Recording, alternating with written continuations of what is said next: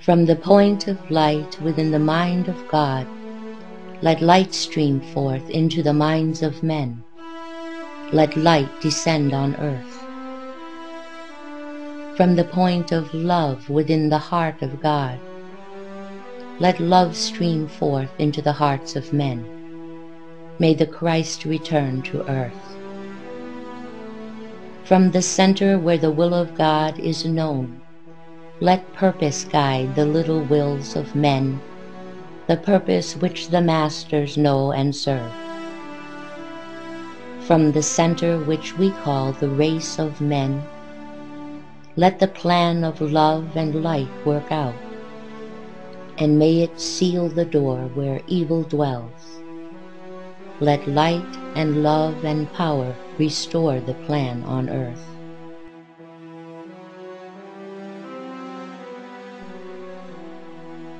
First and foremost, there must be recognition of the fact of God. That central reality can be called by any name that man may choose, according to his mental or emotional bent, racial tradition and heritage, for it cannot be defined or conditioned by names. Human beings, perforce, always use names in order to express that which they sense, feel, and know, both of the phenomenal and also of the intangible. Consciously or unconsciously, all men recognize God transcendent and God immanent.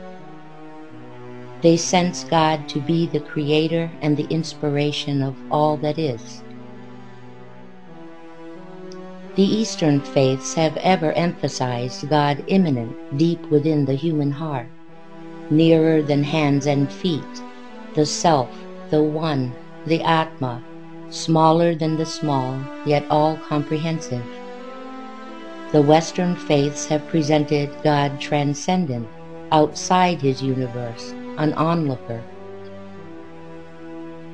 Today we should have the churches presenting a synthesis of these two ideas, which have been summed up for us in the statement of Sri Krishna in the Bhagavad Gita. Having pervaded this whole universe with a fragment of myself, I remain. The second truth to which all give allegiance, no matter what the faith, is that of man's essential relationship to God. Inherent in the human consciousness, inchoate often and undefined, is a sense of divinity. We are all the children of God. One is our Father, even God, says the Christ, and so say all the world teachers and avatars down the ages. As he is, so are we in this world, is another biblical statement. Closer is he than breathing, nearer than hands and feet, chants the Hindu. Christ in us, the hope of glory, is the triumphant affirmation of St. Paul. The spirit in man is undying. It forever endures, progressing from point to point and stage to stage upon the path of evolution, unfolding steadily and sequentially the divine attributes and aspects. This truth involves necessarily the recognition of two great natural laws, the law of rebirth and the law of cause and effect.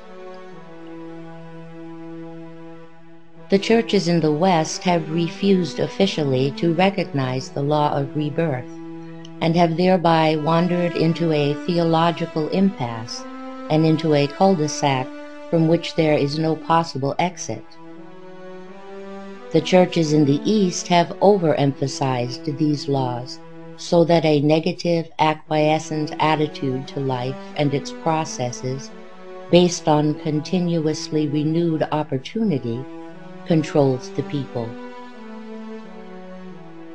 Christianity has emphasized immortality, but has made eternal happiness dependent upon the acceptance of a theological dogma.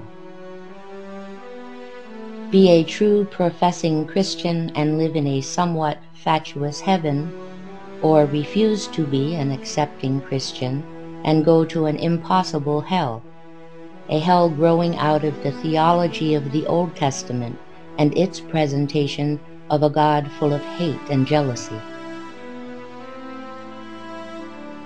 Both concepts are today repudiated by all sane, sincere, thinking people.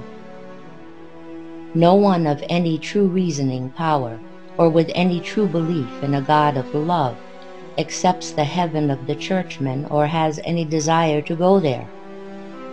Still less do they accept the lake that burneth with fire and brimstone, or the everlasting torture to which a God of love is supposed to condemn all who do not believe in the theological interpretations of the Middle Ages, of the modern fundamentalists, or of the unreasoning churchmen who seek through doctrine, fear, and threat to keep people in line with the obsolete old teaching. The essential truth lies elsewhere. Whatsoever a man soweth, that shall he also reap, is a truth which needs re-emphasizing.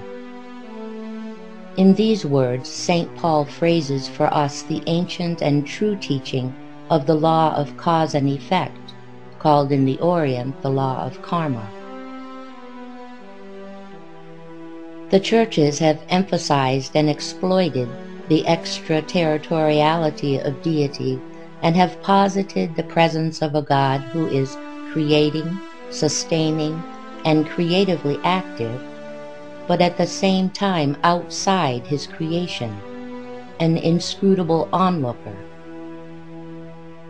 This type of transcendent creator must be shown to be false, and this doctrine must be countered by the manifestation of God in man, the hope of glory. There does exist a close relationship between God transcendent, and in him we live and move and have our being, because having pervaded this entire universe with a fragment of himself, he remains. God is immanent in the forms of all created things. The glory which shall be revealed is the expression of that innate divinity in all its attributes and aspects, its qualities and powers, through the medium of humanity. On the fact of God and of man's relation to the divine, on the fact of immortality and of the continuity of divine revelation, and upon the fact of the constant emergence of messengers from the divine center, the New World religion will be based. To these facts must be added man's assured, instinctive knowledge of the existence of the path to God and of his ability to tread it, when the evolutionary process has brought him to the point of a fresh orientation to divinity and to the acceptance of the fact of God transcendent and of God immanent within every form of life. These are the foundational truths upon which the world religion of the future will rest. Its keynote will be divine approach. Draw near to him, and he will draw near to you, is the great injunction. The age-old method of arriving at truth by the process of accepting new authorities and comparing them with previously established doctrines, while of undoubted value in the training of the mind, is gradually being transcended. In its place is emerging in both the religious and philosophical worlds a new capacity to take a more scientific position. Spiritual teaching will be increasingly accepted as an hypothesis to be proved, less by scholasticism, historical foundation, and authority, and more by the results of its effect upon the life lived and its practical usefulness in solving the problems of humanity.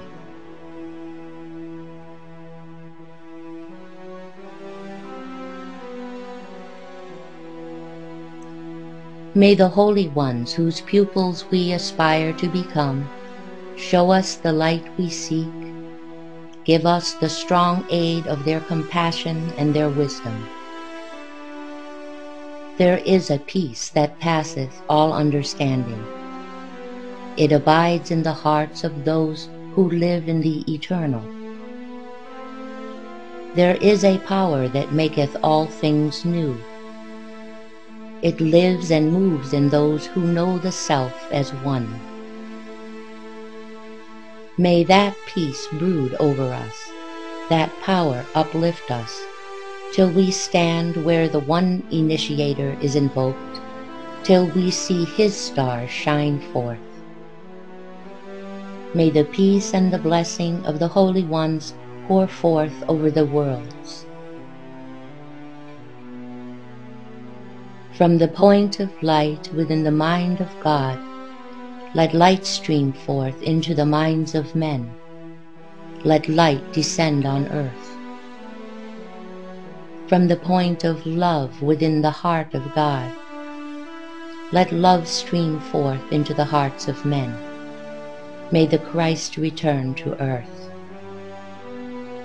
From the center where the will of God is known, let purpose guide the little wills of men, the purpose which the masters know and serve.